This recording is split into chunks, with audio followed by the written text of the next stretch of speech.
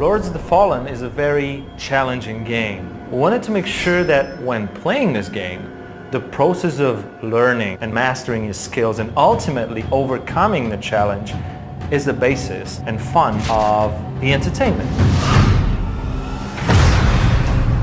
Variety of opponents and variety of types of challenges and fights. You, the player, will adjust against these situations, and fighting the same type of opponent with a different armor, different shield, or a different weapon, or just with the different moves is definitely going to feel different. One of the most important things for us, bosses. We wanted to make sure that there's a certain type of symmetry in how they were designed and executed. So there's a feeling of amplification whenever you meet a boss. But at the same time, we wanted to match it with a reward. For each one single boss, there will be a special way to defeat him, and this will give you a unique look. Probably the most work-heavy part was trying to seek out the things that are on both sides of this very, very fine line between challenging but fun and rewarding and frustrating. So wanted to make sure that we seek out certain elements of the gameplay that would be tedious. We have almost a dozen weapon types. The fast weapons, you can have perfect timing while fighting. With heavier weapons, you can charge them for extra damage. With staffs, for example, you can double hit the enemy while executing just one attack.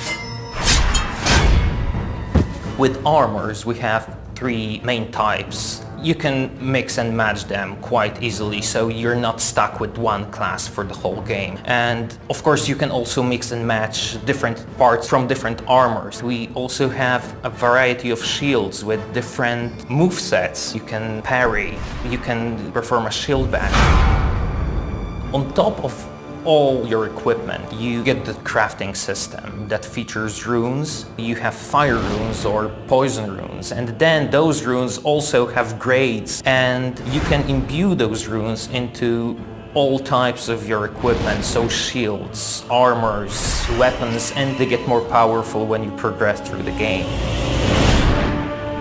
The origins of magic are linked to the three archetypes: a rogue, cleric, and a warrior.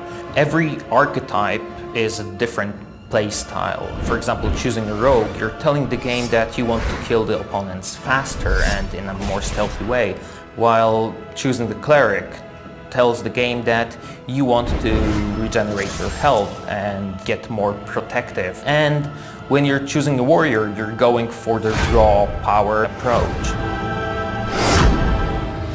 The level design process started in a rather simple way. We knew that we wanted to create monumental levels with monumental geometry.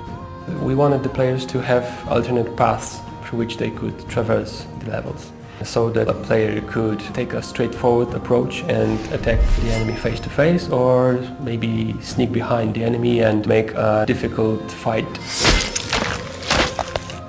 a rather simpler one. We knew that we wanted to place secret areas throughout the game, so the player would be rewarded with useful items for exploring not so obvious areas.